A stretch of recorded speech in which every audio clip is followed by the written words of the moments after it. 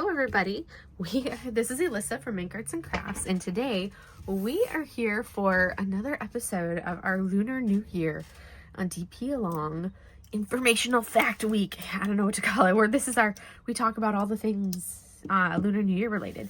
Today we are going to be doing a little bit of while I talk to you guys, I'm going to be working on one of these little 3D sticker scenes. This one is I got this off of Amazon.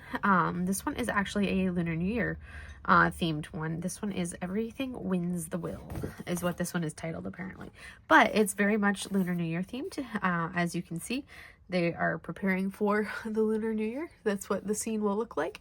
So these are the little sticker packs where on the back it comes with everything in the front. On the back is what it should look like when you're done.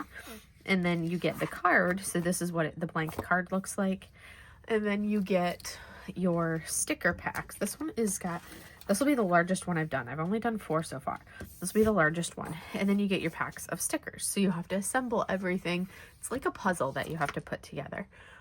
So those are the stickers, and you even have the floor. So when you do the different levels, it builds up, and you kind of have to build it from the bottom back and up. And it's really interesting doing these. I've done 4 little ones. So I'll just grab one of them that I did earlier today. So this is a little one that I did earlier today. That's the last one that I did. And it's really interesting doing these. They're super fun. So we're going to work on this. You can blame Bev over at Bev B for these, for getting me hooked on these. I've always loved stickers, so doing these has been super fun to do. I do have a blank one of these plastic covers. You can reuse release paper, but if I want to build a sticker thing, kind of stack stuff up, I use this or release paper, but I don't really use release papers, so that way I can easily stack the stickers on there and then place them on there easier. So we're gonna kind of get into it and build our scene of stuff. What they do for the things that are hidden, some of these are hidden under here and you can't see what it would build up to. This right here is what this is, so it kind of gives you the idea of what you're actually building right there. Same thing with our staircase right here.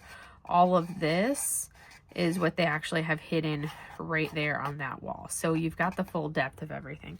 They're just hiding some of those details here underneath right there on the wall, but that shows you that's what you would be building there. So we're going to kind of build some of those things. They're going to go on our 3rd floor, or our 1st floor. Build that stuff first, because that has to be done, that back part first. This is going to be really slow. It's going to take me a hot minute to do, so I'm going to do it more as a sped up process.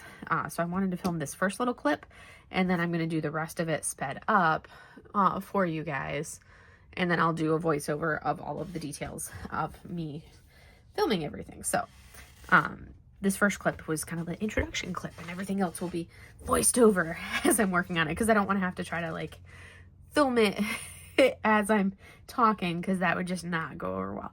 So anyways, that's what we're going to be working on today. All right, so now we're going to, while we have the sticker making sped up, because it took me literally 3 hours to put this little sticker thing together. So while that's sped up and working on it, we're going to talk a little bit about the Lunar New Year, because today is officially the new Lunar New Year. So we are now into the year of the snake. And today also marks because it's January 29th, if you're watching it today, Wednesday when it goes up, this also marks the beginning of Spring Festival. So Lunar New Year officially begins today on January 29th and ends on February 8th. So Spring Festival is going to run from January 9th all the way through to February 8th. And then after that, starting next week on February 9th, February 9th to the 12th is going to be the Lantern Festival. And that preparations will begin on the February 9th, with the festival being held on February 12th. Cats are causing chaos, so if you hear that, that's because they are causing chaos. So today, what are we going to talk about? We're going to talk a little bit about some traditions, things like that. And the first thing that we're going to talk about tradition-wise, we're going to talk about some taboos. So 10 things that you're going to avoid during the Chinese New Year. I don't think I talked about these last time. Did I talk about these? I think I did actually talk about these before. Oh, no, I didn't. Okay, no, I didn't. There were some of those things that were mentioned before, but I don't think I talked about these in the first week. So, number one, so basically, because the Spring Festival is a time of celebration, you want to welcome in the new year with a smile and let fortune and happiness continue on. That's the main goal. It also has some somber ceremonies to wish for a good harvest, and there are certain rules and restrictions that you can use. And there are also 10 top taboos to avoid during the Chinese New Year portion of it. So these are going to be more specific to China. They can be different taboos for different countries, because every country is going to have a different culture. But this will be more specific to China itself. So during the Lunar New Year in China, these are going to be the top 10 taboos that you don't want to do in as part of the Spring Festival. So number one, do not say negative words. All words with negative connotations are forbidden. So these would be death, sick, empty, pain, ghost, poor, break, kill, and more. And it seems kind of obvious when you think about it, but basically you don't want to jinx yourself or bring misfortune onto you and your loved ones. So that's going to be the biggest reason for that. Number two, you don't want to break ceramics or glass. So breaking things will break your connection to prosperity and fortune. So if you drop a plate or bowl, immediately wrap it with red paper while murmuring auspicious phrases. So some say, Shu Shu Ping An. This asks for peace and security every year. So basically, the character for Shu is also basically a homophone of the same character that means broken or shattered. So after the new year, you're going to throw those wrapped up shards into a lake or a river. Number three, do not clean or sweep. Before the Spring Festival, you're going to have the days you should have already spent your time cleaning and sweeping away the bad luck, but during your actual celebration time, cleaning is taboo. So cleaning or throwing out garbage can sweep away your good luck instead. So if you must, make sure to start at the outer edge of a room and sweep inwards, bag up any garbage, and throw it away after the 5th day. Similarly, you shouldn't take a shower on Chinese New Year's Day itself. So on the Lunar New Year, do not shower. So if you have already showered today, well, you're washing away your good luck. So try to shower the night before, so that way you're ready to go for the day. Also, on number 4, do not use scissors, knives, or other sharp objects. There are 2 main reasons. Number 1, in olden times, it was to give women a well-deserved break. And number 2, sharp objects will cut your stream of wealth and success. This is why most hair salons are also closed for the holidays. Haircutting is taboo and forbidden until Lunar February 2nd, when all festivities are over. So that would be basically, because the Lunar February 2nd is different than our calendar February 2nd. So that's like, because the Lunar New Year would essentially be like January 1st. So basically a month later, a month after the Lunar New Year is when you could cut your hair. Number 5, do not visit the wife's family, which is kind of an interesting one. Traditionally, multiple generations live together. The bride moves into the groom's home after marriage, and of course, she will celebrate Chinese New Year with her in-laws. Returning to her parents on New Year's Day means that there are marriage problems and may also bring bad luck to the entire family. The couple should visit the wife's family on the 2nd day. These cats, my goodness. They bring their children to visit on this day, as well as a modest gift, because it's the thought that counts. So the 1st day of the new year is to visit husband's family, and the 2nd day is to visit wife's family. 6, do not demand debt repayment. This custom is a show of understanding. It allows everyone a chance to celebrate without worry. If you knock on someone's door demanding repayment, you'll bring bad luck to both parties. However, it's fair game after the 5th day. Borrowing money is also taboo. You could end up having to borrow for the entire year, so keep that in mind. 7, avoid fighting and crying. So, I love it when my ads pop up on my phone screen. Unless there is a special circumstance, try not to cry, but if a child cries, do not reprimand them. All issues should be solved peacefully. In the past, neighbors would come over to play peacemaker for any arguments that occurred. This is also to assure a smooth path in the new year. So oh my goodness, the girls are in like, oh, you're recording. We need to run around the RV and just cause absolute chaos because we can't. And number 8, avoid taking medicine. So during the Spring Festival, people try not to take medicine, and because if you can do that, you're more likely to avoid being sick for the entire year. Of course, if you're chronically ill or or you come down with something serious, obviously you want to take medicine because your immediate health should come first. Similarly to that, try to avoid going to the doctor, don't have surgery, and don't get shots during this period of time too. Number 9, do not give New Year blessings to someone still in bed. You're supposed to give New Year blessings to everybody, but you want to make sure that the person you're giving to them gets up from bed first. Otherwise, they'll be bedridden for the entire year. So you also shouldn't tell someone to wake up. You don't want them to be rushed around or bossed for the year. So take advantage of this and sleep in. So it's kind of like how you start your year is going to be kind of how you lead your year is what it basically is. And then number 10, Chinese gift giving taboos. You should bring gifts when paying visits. It's a thought that counts, but some gifts are forbidden. So clocks are the worst gift. Gifting clocks is a homophone of paying one's last respects for how the words sound. Splitting pairs is also a homophone of separation. Some regions will have their own local taboos. So in Mandarin, the word for apple is pronounced pinggao, but in Shanghainese, it is pronounced Binggu, which sounds like passed away from sickness. So be cautious of things like that. And these gift taboos may not just apply to Spring Festival. So keep that in the back of your mind.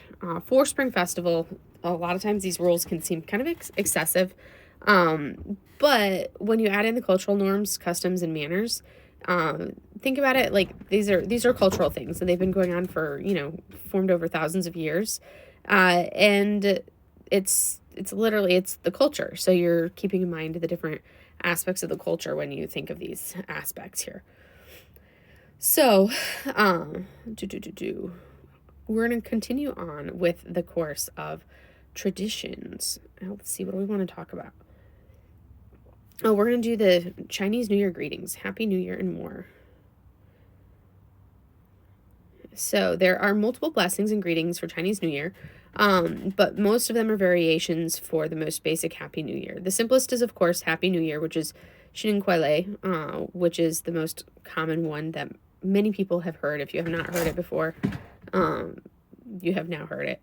China has a lot of dialects, the most common being Cantonese, Shanghainese, and the Beijing dialect. Mandarin is the most populous, but the outside of that, you've got the additional dialects. And beyond those dialects, that doesn't even factor in the more than 55 ethnic minorities that China includes, which many of whom have their own languages for their own specific dialects. So what's kind of interesting, but a European scholar said that if every dialect region became a separate country, China would have more countries than Europe. So northerners and southerners a lot of times can rarely understand each other, even though will use the same written language, because the dialect can be so vastly different in different portions of China. So Mandarin is standardized Chinese, and it's the well-known Chinese language overall. Beyond that is Cantonese. That tends to be the second most common. It's more difficult for foreigners to learn. English isn't a tonal language, whereas Mandarin is tonal and has 4 different tones. And Cantonese has 9 different tones. So it's very interesting seeing like the differences, and I'm looking at how it's written out. And it's really interesting seeing how they write out Happy Spring Festival in Cantonese, and I'm like, I have no idea how I would pronounce that, because it's written with like numbers and in the words. So I'm like, when it's written in like the English version of it, and I'm like, I have no idea how I would even say that. It's kind of interesting. But rather than saying the traditional like Happy Spring Festival, they have a different way of saying it, which is a more formal way in Cantonese. Also in Cantonese speaking regions, they have another way of saying it that's a blessing for wealth and prosperity. It's also a phrase that's used in other regions, In Mandarin, it's Gong Shi Fa Chai, which is, but the Cantonese like to say it in place of the usual Happy New Year. And then there's a lot more advanced variations of Happy New Year, which will, like, literal translation would be respectful congratulations on the new year, or another one, the literal translation would be to record the happiness from the new spring. So like Gonghe Shinchi, Shinchun Shichi. Again, my pronunciation is horrible, so don't like that is not. It's on my bucket list is to learn Mandarin, but I have not been trained in any way, shape, or form. I can write calligraphy, but I cannot and I can read some Mandarin letters. I can read some of the characters, but that's about where my Mandarin goes. So, what's kind of interesting is Chinese culture. Some of it is based on Confucianism, which emphasizes manners, politeness, and respect. And age, status, and rank are ingrained in a lot of the actions. And this is especially seen and clear during the Chinese New Year. So the act of greeting and blessing during Chinese New Year is called Banyan, which literally means to pay a visit for the new year. So you have to visit your eldest, basically the seniors on your husband's side of the family. If you're if you are married, you visit the eldest in the family first, bringing gifts to them. In return, the grandparents or the elders will give the younger generations red envelopes, and the money in the red envelopes is basically money that's used to anchor in the new year. It used to be that money would be given in the form of coins, similar in shape to donuts. So these would be coins with a little hole in the center. And a lot of times parents would use red string to tie the coins together to give to the children. This eventually became wrapping coins in red paper, and then from there it turned into putting cash into red envelopes. And it's really cool when you see the coins kind of like knotted together into like different patterns and kind of like different knots. It looks really neat on the red thread. It looks really cool seeing that with the gold coins. And by giving money to the children, the elders hope to kind of pass on a year of good fortune and blessings. Also, in some regions of China, rather than between generations, married couples will give red envelopes to their unmarried friends to transfer some luck. Because they're married, they're more fortunate than their unmarried friends. To receive a red envelope, you must perform 3 kowtows to the elders. So a kowtow literally means to knock your head against the floor. So you kneel and place your hands on the ground before you, bend over and rest your head between your hands. So it's the ultimate show of respect. That's the most formal way. It's not always something that's done, but that would be the formal show of respect. Dinner customs, most important meal of the year is the actual New Year's Eve reunion dinner. So this is basically this is like your New Year's Eve dinner that you have before the actual New Year, and it can extend all the way through for a long period of time. It can be a long dinner. It can be something that's done at home or in a restaurant, and you're going to have a very specified seating arrangement. You're going to sit in a specific order, and it's something that Chinese love treating others to meals, so you're going to potentially have multiple dinners throughout the holiday period. If there's a dinner at home, the traditional table is used. There will be 4 benches, and each bench will seat 8 people. The eldest sits in the north, facing the south. Then, in descending order, people are seated in the east, west, and lastly south. And this follows along the feng shui principles. There are assigned seats in each bench as well. On the northern bench, the leftmost seat is for the most important guest, and the right side is reserved for the host. For the eastern and western benches, the ones closer to the north are usually for older or more important guests, and the seating arrangement is more casual for the southern bench. At the restaurant, a round table is usually used, and each round table will seat 8 to 12 people. If you're in a private room, the innermost and centered table is reserved for the highest rank, and the host sits on the right while the most important guest sits on the left. For other tables, the seating arrangement is the same as at home. So some of the dinner superstitions and manners, Disney's Mulan was a great movie, but what's kind of cool, interesting is they made a grave mistake. Whenever they ate, they would stick the chopsticks straight up into their bowl of rice, which that's also a huge no-no in Japan, because like when you stick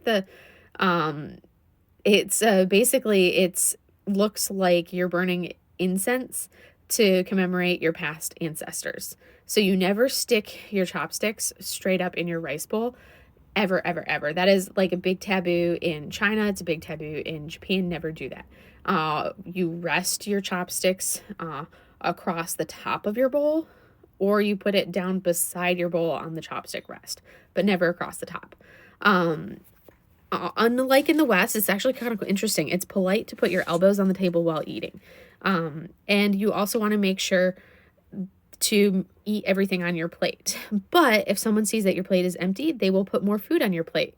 So if you don't want all the food, you have to kind of time it just right and balance it and potentially make sure that, you eat slowly and potentially you are not going to go on my iPad. It's recording sushi, mochi, cat, thing, girl, whatever you are, thing. So you have to kind of time how you're eating so that way you don't have food continuing to being piled on your plate. Mochi, stop. No, I'm not holding you. Also, there can be awkwardness. So, especially if you're there as a foreigner. So Chinese will have a habit of asking questions that will make, that would make a lot of us as foreigners uncomfortable. And that's mostly because they want to know that, you are cared for and they're concerned about you.